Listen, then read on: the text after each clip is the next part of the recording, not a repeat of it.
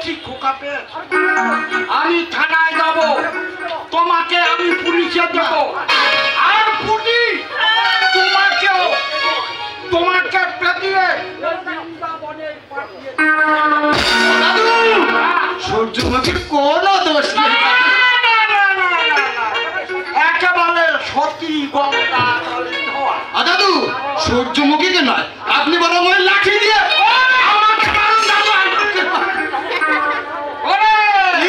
ওরে সারা ভটকা, আজ তোমার ওই ভব সিন্ধু পার করে সারা মেয়ে খোঁজ।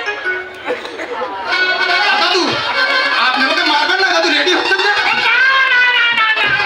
তোমাকে মারবো কেন? তোমাকে ফুল বেলপত্র দিয়ে পুজো করবো। দাদু, দাদু, দাদু বলে দিচ্ছি এদিকে আগাবেন না দাদু। দাদু একদম মাপাবে না, দাদু একদম মাপাবে না, একদম কথা বলবে। তুমি আমাকে কি পায়া একদম এগাবেন না দাদু, শেষে কিন্তু আমিও।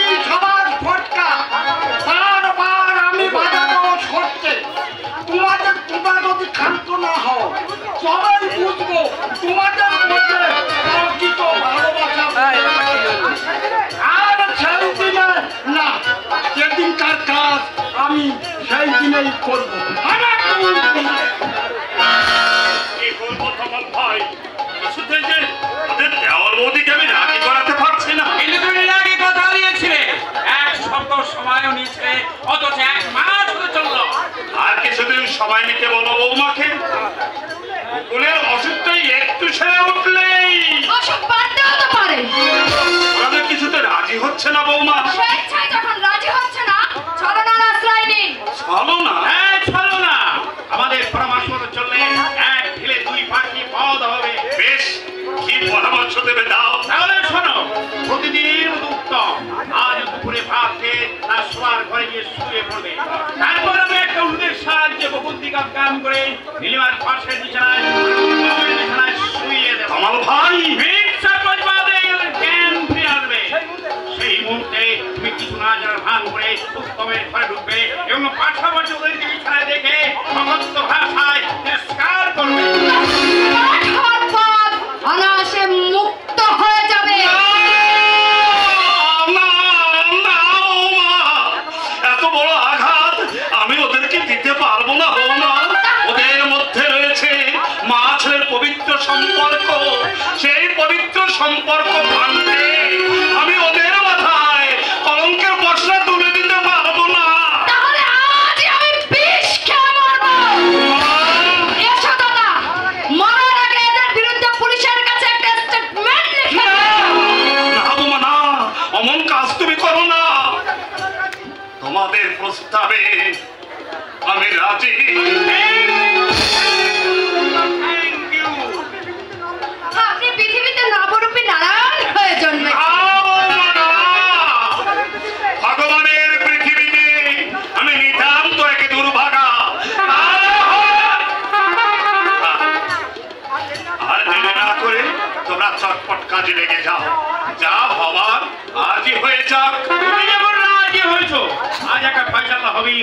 তবেই ভালো, রোজ রোজ আর আমার ভালো লাগে না।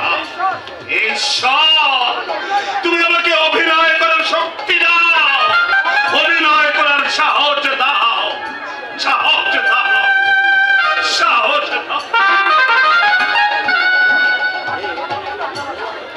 ভাসুরের কথাগুলো বড্ড আনকানা বাঁকা। যেতে দাও দাদা, যেতে দাও। ছাগলে কি না খায় আর পাগলে কি না বলে। এসো দাদা, লড়াইতে নামার আগে হাতিয়ারে আর একটু শান দিয়ে।